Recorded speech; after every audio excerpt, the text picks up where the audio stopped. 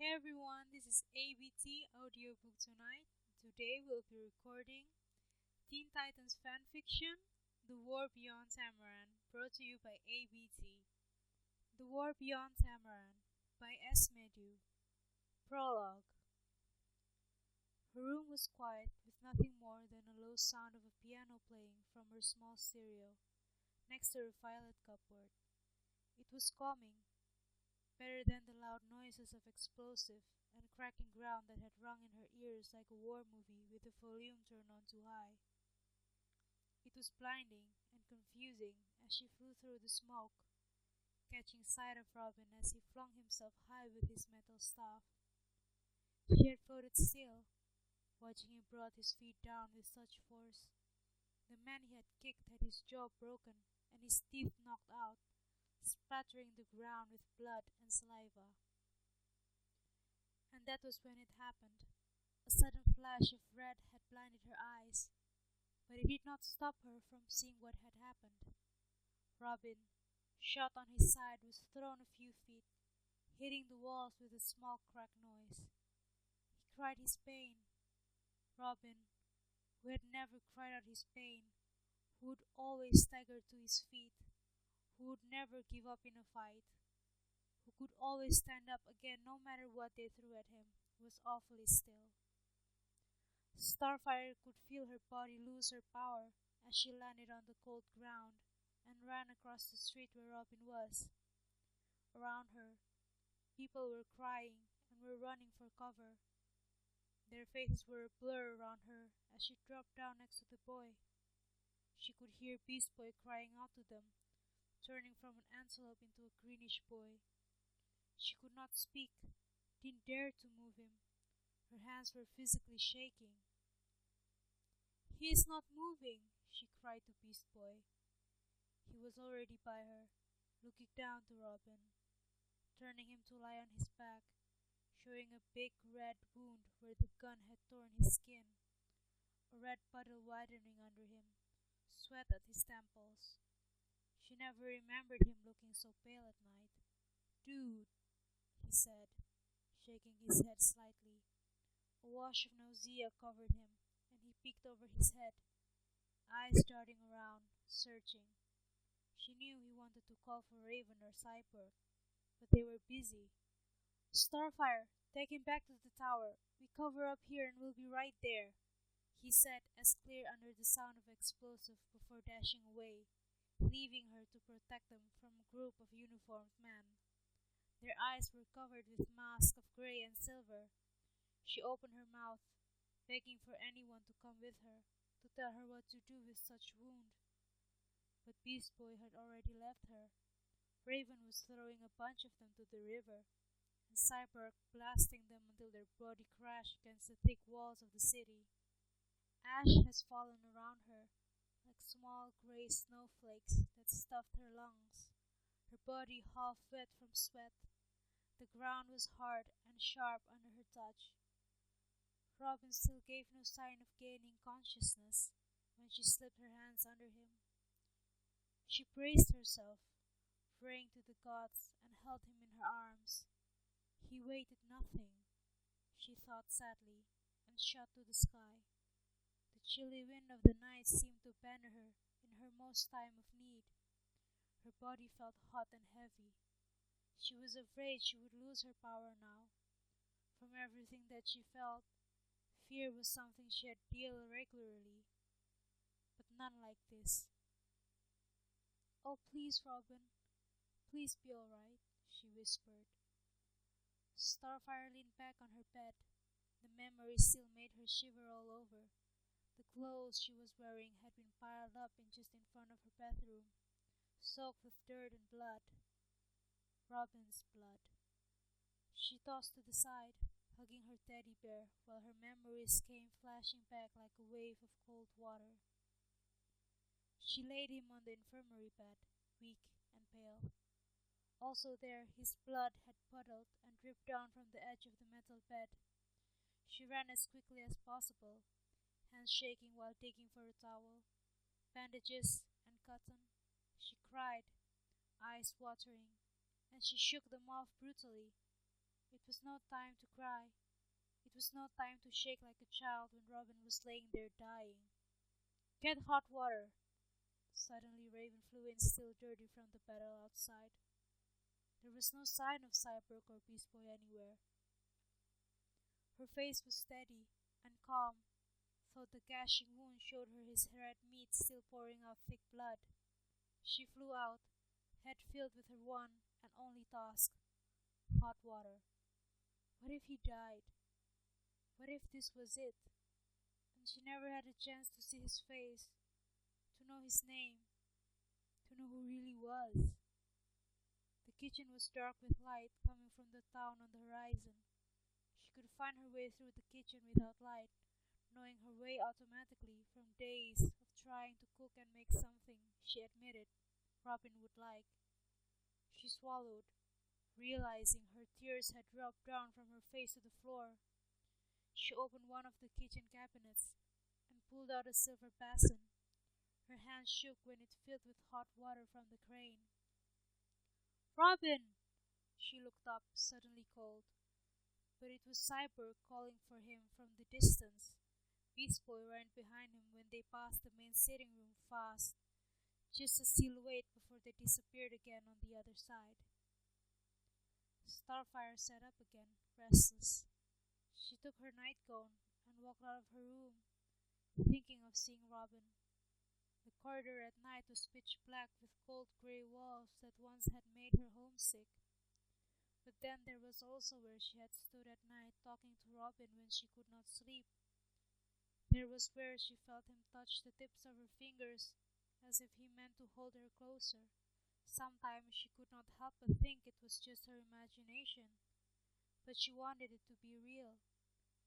They were now 17, and Robin grew taller than her, body broadening, muscles thickening, and voice heavy, husky, and somehow soothing. She came to a halt on one of the flat doors, resting her hands on a flat surface where it identified her. A sound of soft beeping noise opened the door for her, sliding to the left. There, on the bed, was Robin, still lying on his back, head held by a white pillow. A heavy blanket covered almost his entire body, and his hands rested just under his chest, rising and falling in a tempo. She sat beside him, enjoying the calm and in the same time breathtaking sensation she always had when she was alone with him. Thought he was just an ordinary human, she once noticed. He could make her feel safe. He could lead them all, through danger, through doomsday, when Raven's father had come to pay them a visit, through Slade, through countless enemies, through Terra. Her eyelid lowered, dimming her sight when the memories of the blonde-headed girl invaded her mind. She followed the lines of his face, where half of it was covered with his black mask. She still thought he was handsome. He had a perfectly shaped nose, down to his full mouth, where it slightly looked paler than it usually does. His jaw was a line that narrowed down to his chin, sometimes making his face look so... There were no words. She moved her hands to dismiss his mask, but stopped mid-air. Does she dare? He was so defenseless in his sleep, she thought until her heart ached. The urge to hold him and keep him safe from the world made her tongue felt dry. But this was Robin, the boy wonder. There was no keeping him safe from anything, not even from himself. If there was anything that needed protecting, was the world, and Robin felt it was his duty to do so. The words echoed in her mind again, a familiar voice she had heard someone say once. She knew, if Robin put his mind, he could accomplish anything. She swallowed. She lifted her hand one more time, reaching for his mask before she could change her mind, and gasped. A hand grabbed her wrist, so fast it was a blur to her sight. She stared at him, afraid of saying anything. Did he know? She thought in horror. What would he think if he knew she was about to take his mask when he was asleep? Robin pushed himself to sit, breathing hard. His lips twitched in pain, half holding her hand for support. "You should be resting," she said, still helping him up. Robin chuckled, a sound soft in the silent room. "I could say the same thing to you. I am worried about you, Robin. You may need some assistance, and no one will be there to help you. I shall stay here and make sure you are all right," she announced, as he threw his legs over the edge of the bed, looking up towards her. His lips curled into a soft smile, and there it was, the touch she always thought she had imagined. "Robin," she began, the right words choking her throat. "You should be getting some rest." He said it so casually, as if he didn't just get shot and nearly bled to death. Her heart beat louder under her skin, so loud she wondered if he could see it beat beneath the thin clothing she wore. "Robin, you were trying to open my mask," cutting her words. "Why?" he asked so calmly, but she had to move away from him. His demanding voice made her heart shrink somehow, in a way she would never have towards anyone else. "It was dirty," she said truthfully. "It was." Thought it wasn't the main reason. At least she wasn't lying to him. He looked up from his hands beside his body, returning her gaze. Back then, he would have darted out of the room demanding answers, not thinking about his health, just focusing on the villain who had run off. Now, he was just calm, and she saw his mask as if it was a part of his face. "Don't ever do that again," he said. "Now go to sleep." "But why?" The question slipped out before she could stop it. "You know why. It's my identity. It's who I am," he said, not with anger. It was a rule he held up above any other besides the no-killing rule. She realized he had a life outside the Titan Tower, a life that she would never be a part of. "I imagine, now that we are together for so long already, that I could see what you look like, who you are. I wish to know." She touched both her index finger together nervously. A wave of warmth crossed her when he suddenly lifted his face and brushed their lips together. It was such a soft kiss. She nearly could not feel it, could not believe it had happened. How long has it been since they had kissed? Since that night at Tokyo, and that was just a small kiss as well. She stepped back when he stood. Her head reached his nose now. She looked up. "You should rest, Robin. I am afraid you might reopen your wound, and you will bleed to death." He smirked. "I won't, Star. Raven used her healing spell on me. I'm fine." And with that he left the room, but turned to say, "Are you coming?" She followed him, admiring his tall body, broad back and shoulder. His hair had also gotten long, too long for them to stay up the way they did years ago. Now they fell down around his face, thick and black as the night. "Getting a glass of water?" he asked, turning to the kitchen. With a clap of his hand, the light went on, illuminating the room with sudden brightness. It stung her eyes. "I imagine you would like some company and perhaps information?" He took a glass from the cabinet as if she hadn't said a single word. Filling it with water and then finishing it in one go, he pulled himself to sit on the counter, elbows on his lap. He looked exhausted. "You could stay with me if you want, but I don't need the information," he said, and pulled out a small flash disk. "Cyborg put in all I need to know here. I'll question him tomorrow morning," he said. "You nearly died," she said in a low tone. It was so strange to suddenly change the topic the way she did, as if what Robin had told her was not important, but the thought of Robin bleeding in her mind was the one that would keep her awake for days. "I know," he said, sliding down from the counter. "I never saw you bleeding so much, Robin. I thought it would have been our last time. Our last time fighting together. I was surprised too." I wasn't expecting what happened to happen. If I remember right, you were supposed to stick to formation. There was no accusation in his voice, only the strength of someone laying down the facts in clear words. It was what had kept her awake all night, the tingling feeling of guilt. She knew it well as anyone in the team what had happened to Robin was her fault. She got distracted. "I'm sorry." "I'm glad it was me," Robin said suddenly, a strange new force in his voice. She thought of it and agreed silently. If it was Cyborg, Raven, or Beastboy, they would have come to her frowning. It would have been hard to ask for forgiveness, though they had been friends for so long already. They were practically family. It was something about Robin that made her felt no matter what she did, he would always forgive her.